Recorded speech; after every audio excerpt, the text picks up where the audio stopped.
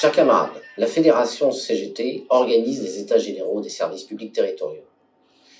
Elle vous propose de mettre en débat les thématiques de la reconnaissance des qualifications, des concours, de la formation professionnelle et de la carrière.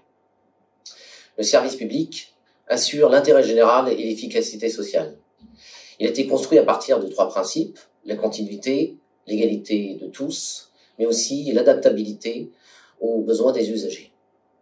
Et ces 3 principes imposent des obligations pour les fonctionnaires, comme la neutralité, la probité ou la discrétion professionnelle, afin de protéger l'usager de l'arbitraire ou de la corruption.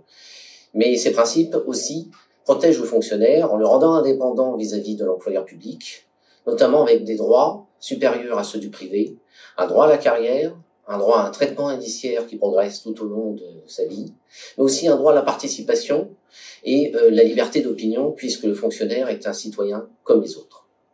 Depuis la loi de 2019, la CGT constate une forte dégradation de la gestion collective des carrières. La codification a remplacé le statut des fonctionnaires. Les lignes directrices de gestion ont fortement supprimé le déroulement de carrière qui était avant géré par les CAP. Et la gestion des déroulements de carrière, des promotions internes et des avancements de grade sont devenus opaques, parfois conduisant à des décisions clientélistes, voire discriminantes. La question, c'est comment on obtient plus de transparence et de gestion collective. Faut-il des commissions consultatives des carrières gérées par les organisations syndicales au niveau local, ou bien faut-il, pour reprendre la main, des règles plus contraignantes, des droits collectifs supérieurs dans le cadre d'une loi fonction publique?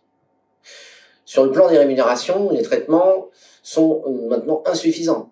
Les primes ont creusé davantage les inégalités entre les femmes et les hommes, entre les différentes catégories professionnelles et aussi entre les collectivités.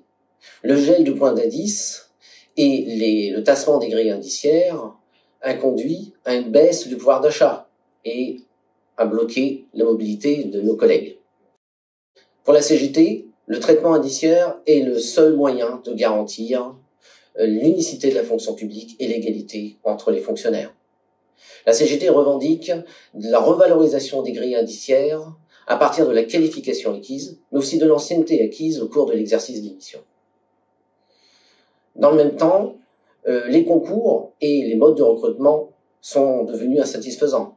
Aujourd'hui, les collectivités ne sont plus contrôlées dans la déclaration des emplois vacants. Et puis, depuis la loi Galland de 86, les collectivités n'ont pas d'obligation de titulariser après réussite au concours. Faut-il que les concours reviennent au CNFPT pour vous assurer qu'ils soient organisés tous les ans? Et comment en finir avec les reçus collés? Et puis, sur le plan de la formation professionnelle, le CNFPT est le bien commun des fonctionnaires. C'est la maison de tous les territoriaux. Mais en même temps, nous voyons des collectivités territoriales qui créent des écoles de formation, qui font concurrence au CNFPT. Comment nous assurons-nous que la formation professionnelle est au service de l'émancipation des travailleurs, mais aussi au service des déroulements de carrière? Comment regagnons-nous le 1% de la cotisation? Première étape vers le 3%. Et peut-être aussi une piste intéressante, est-ce que l'élargissement d'un statut d'élève à l'ensemble des fonctionnaires, c'est-à-dire une formation initiale avant d'occuper les fonctions, pourrait être novatrice et nous permettre de regagner nos droits. Vous l'avez compris, vos propositions, vos expressions, vos revendications sont essentielles à la construction des droits collectifs. Il est maintenant important que vous puissiez vous exprimer.